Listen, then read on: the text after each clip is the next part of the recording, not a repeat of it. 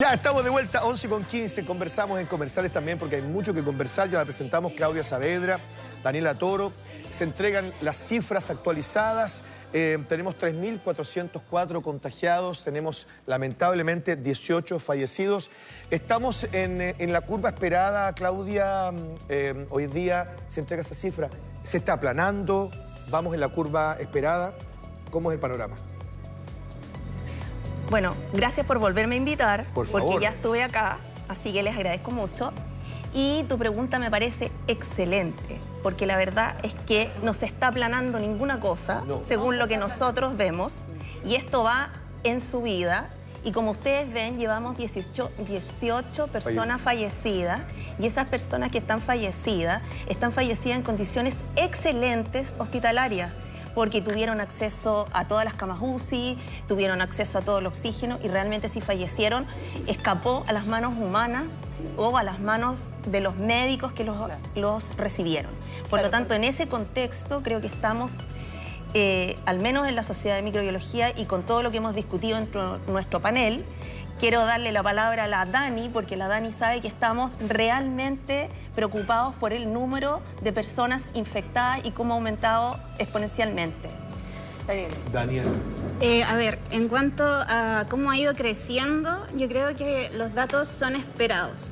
Lamentablemente, esperábamos que esto fuera mucho menor, pero debido a las medidas que se han ido tomando y al no hacer caso a estas medidas, yo creo que lamentablemente tenemos que decir hoy día que vamos aumentando. ¿Es más responsabilidad nuestra?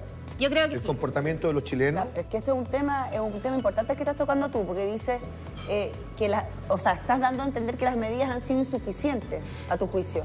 A mi juicio, y yo creo que también lo hemos conversado en la Sociedad de Microbiología, te diría que las medidas no son suficientes, pero igual han podido mitigar un poco lo que podría ocurrir. ¿Pero qué medidas faltan, a tu juicio? ¿Puedo intervenir? Sí, claro. Perdón, pero yo soy media... me subo en las cosas que me interesan. Este tema lo encuentro súper interesante porque yo creo que la campaña comunicacional que se ha hecho no ha sido una campaña eficiente, en el sentido de que nosotros, las personas, no estamos entendiendo la gravedad del asunto. Exacto. Sigo insistiendo en que tenemos una actitud ambivalente. Eso quiere decir que por un lado nos preocupamos mucho de tener mucha comida y queremos ir al supermercado o ir a comprar a la feria, pero cuando vamos a comprar a la feria, por ejemplo, no nos importa estar cerca y no respetamos esta distancia social que nosotros aprendimos, al menos los de mi generación, en el colegio. ¿Se acuerdan cuando uno hacía distancia? Sí. ¿Verdad? Entonces, esa distancia social no la aprendemos, no la concientizamos y perdemos del foco. Y por otro lado, creo que hay un factor muy importante y que es muy entendible, y en eso hay que ser comprensivo con las personas. Las personas salen a trabajar. Y el que sale a trabajar no quiere perder su trabajo, quiere llegar. Es que hay gente que no tiene otra opción porque vive el día a día, Claudia. Y esa persona cuando sale está preocupada de llegar a la hora, por ejemplo, porque cree que el empleador le va a descontar el sueldo y por lo tanto hay que comprender a esas personas también. Realidad, claro. Entonces yo creo que esta campaña de difusión tiene que cambiar. Bueno, no basta con decir que hay fallecidos, parece que no es suficiente. A ese punto quería llegar porque hoy día el ministro Mañalich dice en el informe que Santiago está a la baja en nuevos casos, también dice lo del Biobío. Sin embargo, el gobierno anuncia que se va a levantar la cuarentena, o sea, la cuarentena efectivamente para la comuna de Independencia. Entonces, se genera automáticamente, como decía el alcalde, una cosa de que la gente dice, ahora puedo salir. Esa es la sensación que queda. Entonces, ¿de qué manera también las autoridades se ponen de acuerdo en eso? De dar un mensaje que sea correcto. Bueno, yo creo que aquí hay un punto también que es muy relevante y que también lo hemos comentado. Las instrucciones que nos tienen que dar tienen que ser sumamente claras, porque si normalmente los chilenos no seguimos instrucciones, ¿cierto? Ya hemos hablado de que cruzamos la calle antes del semáforo. Obviamente necesitamos instrucciones claras, precisas, directas. Pero, Claudia, y no fallar y no tener un alcalde que dice una cosa y otro que dice otra. Perdón, Claudia, disculpa, pero yo no estoy yendo en contra de nadie. Lo que digo es que yo creo que tenemos que hacer una campaña eficiente. Ya, pero, ok. Y no basta con nosotros los científicos, aunque le agradecemos que nos hayan invitado. Pero en rigor, estamos contentos de tenerte, pero en rigor, todos los días, los matinarios, los noticiarios, estamos enfocados en entregar información de la manera más eficiente posible. Pero convengamos también que los chilenos, como tú dices, son muy difíciles de recibir instrucciones y de acatarlas. Una persona se subió a un bus sabiendo que estaba contagiado, no cumplió la cuarentena 14 días y al quinto día se sube a un bus de Viña del Mar a la niña que se escapó del hospital de Talcahuano con coronavirus, y hay muchos más. Entonces también digamos que esto es compartido, esa es mi opinión, ¿no? En el sentido de que las autoridades a lo mejor podrían ser más eficientes en la entrega de la información, pero los chilenos somos bien especiales también. Yo creo que hay que ¿cómo se llama? Empezar a hablar de un concepto que tendríamos que masificar, la responsabilidad ética. En este momento estamos entrando en un área donde la responsabilidad ética en esta pandemia y sobre todo en nuestro país es relevante. Es relevante que nos cuidemos porque tenemos que cuidar a los demás. Y por lo tanto, mire, disculpa, quiero dar un dato que a mí me parece súper interesante. De hecho, hoy lo destacaron en uno de los grupos de trabajo con el Ministerio, se habló precisamente del dato de Italia. Hay un pueblo de Italia, que creo que es Padua, que está cerca de una universidad, y esta universidad tomó a todas estas personas y hizo el estudio, y ahí es donde surgen los asintomáticos, ¿o no, Dani? ¿Ahí los encontraron? Sí. Los determinaron, ¿no? Ahí fue el primer estudio donde se ve que hay personas que presentan el virus, o sea, que están infectados, pero no presentan síntomas. Sí. Por lo tanto, ellos en ningún momento saben que realmente tienen el problema de este virus. También otro estudio que se hizo fue en Islandia, en donde ellos, como es un país tan chiquitito, se pudo hacer un análisis de casi toda la población. Y ahí es donde vemos que el 55% de las personas que están infectadas no presentan sintomatología. ¿En Islandia? En Islandia. Entonces, eso es peligrosísimo, ¿eh? Eso es súper peligroso porque uno no somos capaces de entender que aunque nosotros no nos enfermemos o tengamos una enfermedad quizás leve, podemos generar la muerte en otra persona. Ahora, en estos 18 fallecidos nos ha llamado mucho la atención. ¿Hay un denominador común en el tipo de pacientes que ha fallecido? Al parecer, la mayoría de ellos están con afecciones pulmonares o respiratorias o otras enfermedades asociadas. ¿Tú tienes información de aquello? ¿Cuál es el denominador común de las personas que han fallecido? Mira, lamentablemente, dentro de los datos que se han entregado, no se ha entregado como abiertamente el tema de si existe comorbilidad en las personas que están hospitalizadas. Ya. Pero entonces, son adultos mayores. En la mayoría son adultos mayores. Sí, pero Dani, yo creo que hay un punto que es súper relevante ahí. En realidad no son tan mayores, sino que son la población trabajadora.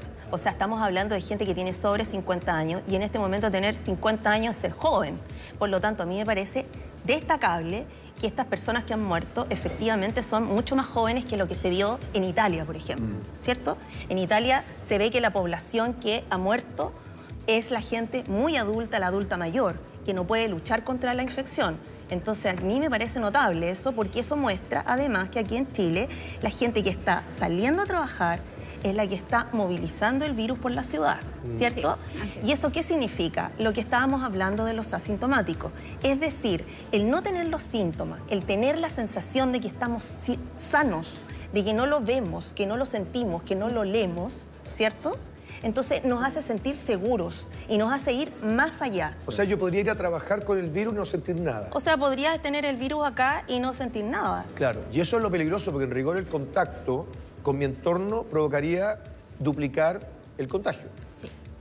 ¿O no? Claro, si yo, porque si yo soy asintomático, ¿puedo contagiar a otra persona? Evidentemente, pues. Eres un vector de contagio. Exactamente. Y por otro lado, una cosa súper relevante que yo creo que hay que conversarla acá es que en este lugar y en otros lugares como Corea, en este lugar de Italia me refiero, y en otros lugares como Corea, ha sido importante hacer el seguimiento y lo que nosotros llamamos el screening de las personas, de manera de hacer test rápidos que vayan pasando muchas personas, que vayamos chequeando a muchas personas y que esas personas podamos saber rápidamente si están infectados o no, para que se queden en su casa.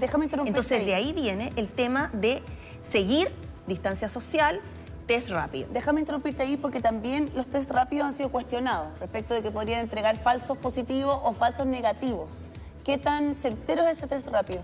Bueno, mira, hablemos el caso de la alcaldesa de una comuna de Santiago que acompañó a uno de los fallecidos y que resultó ser un fallecido que era positivo por un test rápido. En primera instancia, digamos. En primera instancia, y que resultó negativo cuando se hizo el test que es específico para reconocer este virus y muy certero, ¿cierto? Entonces, ¿qué es lo que sucede? Los test rápidos son pruebas de dos tipos y que se llaman rápida por la facilidad para dar el resultado rápidamente, porque claramente comparado con el otro test, que dura más tiempo y que hace que los datos salgan 3 o 4 días después, este test rápido nos dice ahí que si esta persona está o no infectada. Sí. Entonces, hay 2 tipos de test. Yo creo que hay que, por eso, pero yo creo que hay que aclarar que hay 2 tipos de test. Y yo traje un documento que yo creo que, voy a sacar los anteojos porque no veo con anteojos. Ya no estoy en edad de ver con los anteojos, es que son para lejos. Ya. Entonces, ¿qué es este documento? Es un documento de la Universidad de Chile, de la Facultad de Medicina. Lo voy a mostrar igual porque yo creo que uno tiene que mostrar cosas que somos serios y que no estamos aquí dando datos que no son verdaderos. Aquí se hizo un estudio en el programa de inmunología del ICBM de la Facultad de Medicina en la Universidad de Chile y ahí precisamente se hace un análisis de lo que tú acabas de preguntar. Hay 2 tipos de test. Uno que reconoce al virus propiamente tal y otro que reconoce anticuerpos, es decir, la respuesta inmune defensiva que nosotros tenemos frente a los microorganismos extraños, ¿verdad? Son como nuestros misiles Tomahawk que nos permiten defendernos de los microorganismos. Entonces, ¿qué sucede cuando tú te haces el test de la defensa, cuando evaluamos nuestro ejército defensivo? ¿Qué pasa con el COVID-19, con esta enfermedad? Que nuestros ejércitos defensivos no conocen al enemigo. Lo están conociendo recién, ¿cierto? Y en este caso, en los test de anticuerpos, para conocer al virus, toma un tiempo. Y ese tiempo puede ser de 3, 4, 5 días antes de dar la prueba positiva, ¿verdad? Te puedo seguir con el tema. A ver, tenemos estos anticuerpos que aparecen según la detección. Ellos aparecen, como dice Claudia, entre los 3, 4 días desde que uno se infecta. Pero el problema es que estos test necesitan una alta cantidad de esos anticuerpos para poder ser reconocidos. Entonces, recién los vamos a empezar a detectar al día 7 de la infección. Puede salir un falso negativo con ese test. Exacto. En este periodo ventana que se llama, nosotros podemos ir a hacernos el test y dar negativo y realmente sí estar infectados. Ahora, ¿cuál es el problema y qué es lo que pasó en el tema de con la alcaldesa Maipú y este caso que da positivo? Nosotros no es el primer coronavirus al que nos vemos enfrentados. El coronavirus es una familia y hay 4 virus que también nosotros nos resfrían todos los años y que nos generan el resfriado común. ¿Qué pasa si esa persona se infectó con un virus, con un coronavirus X, con otro tipo de coronavirus, en el verano?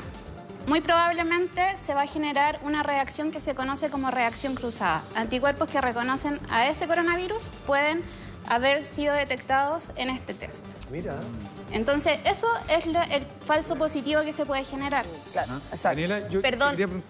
Entonces yo quiero defender a la alcaldesa porque en realidad no es que ella se haya equivocado, ¿verdad? Sino que ella no tiene conocimiento científico y por lo tanto el hecho de saber que en primera instancia este test le dio positivo la hizo confundirse. Ahora las razones pueden ser variables. Se podría haber equivocado, digamos, obviamente. O sea, la equivocación que cometió no es por falta intencional o falta de conocimiento. Claudia, yo quería volver al tema de los pacientes asintomáticos. ¿Hay algún estudio que diga, por ejemplo, en qué cantidad influyen los pacientes asintomáticos a la hora de contagiar? Porque a lo mejor probablemente ahí hay un foco importante quizás. Sí, mira, dentro de los estudios que existen hoy en día se ha visto que los pacientes asintomáticos son los que más están generando este flujo de contagio.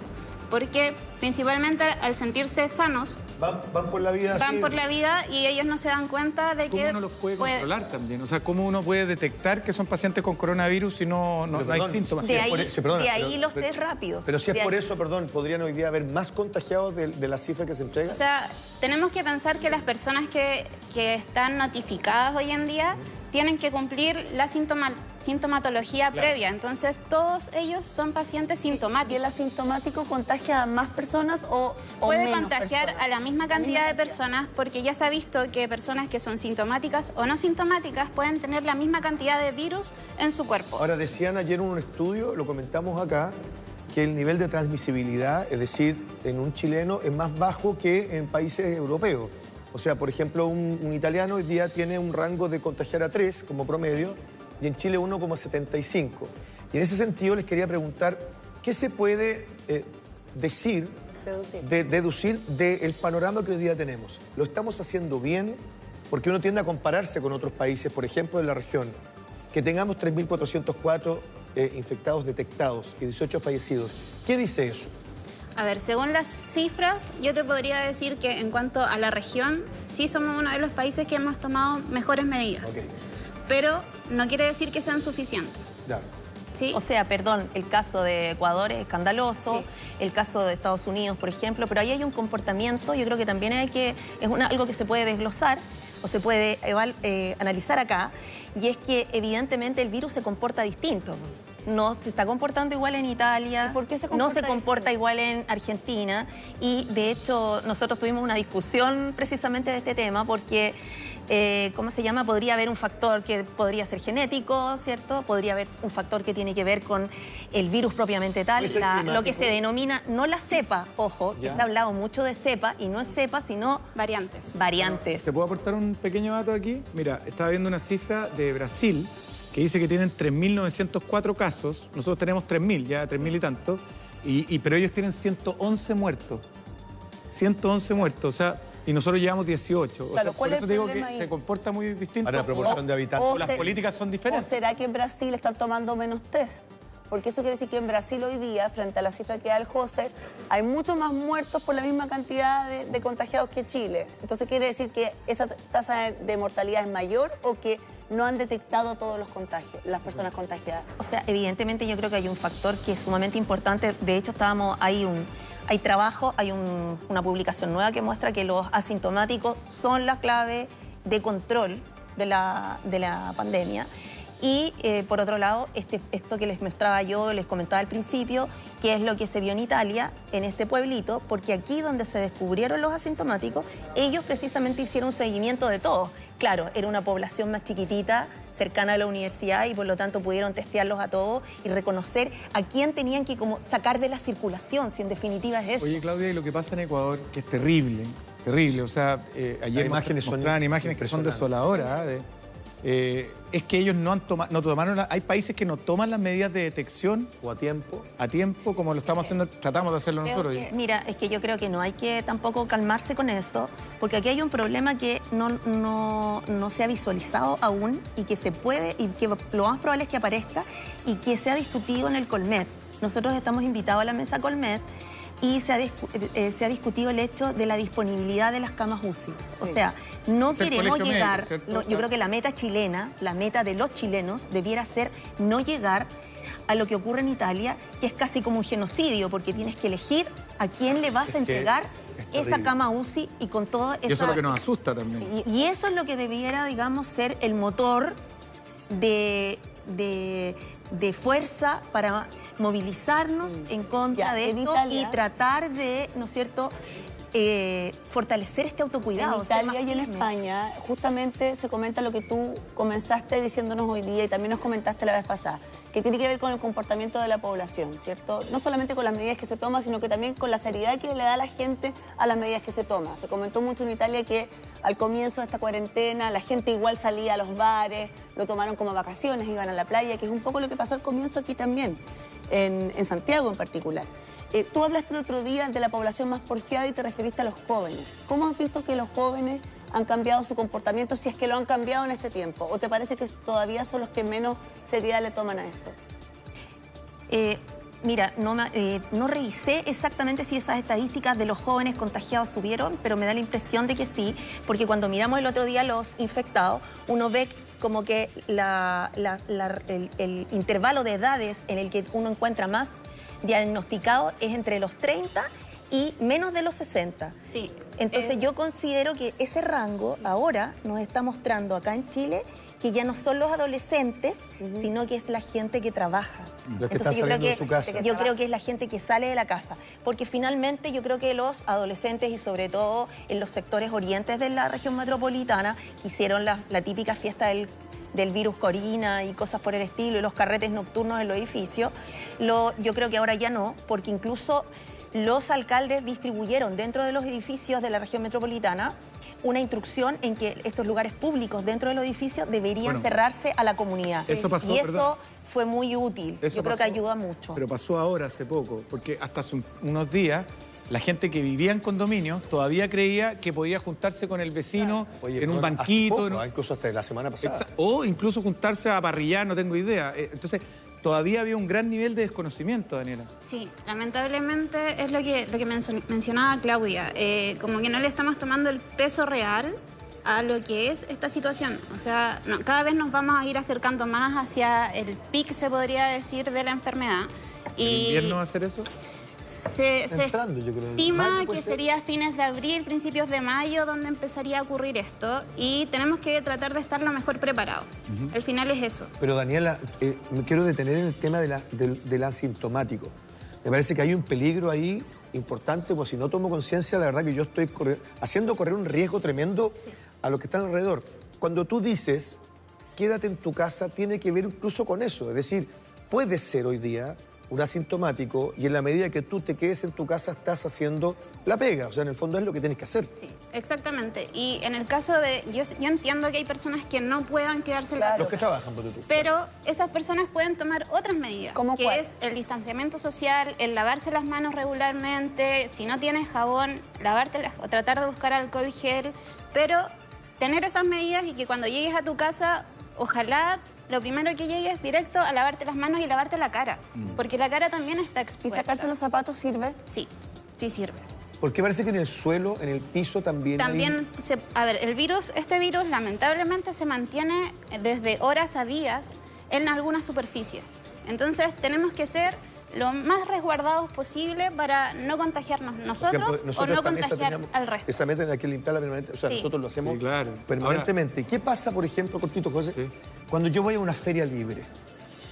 Porque ahí existe un contacto bastante cercano y hay manipulación de los alimentos.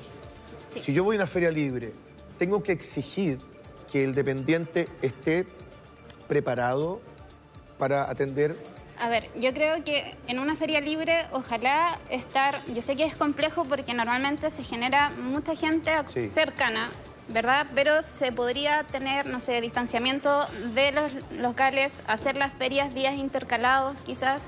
Y en el caso de las personas que van, una vez que tú llegas a tu casa, tú deberías lavar todo lo que compras. Daniela, Ay, ese punto lo encuentro súper interesante, porque yo... Claudia, estamos viendo en directo justamente las imágenes de una feria en la comuna de La Florida, ¿cierto, Pablete? Sí.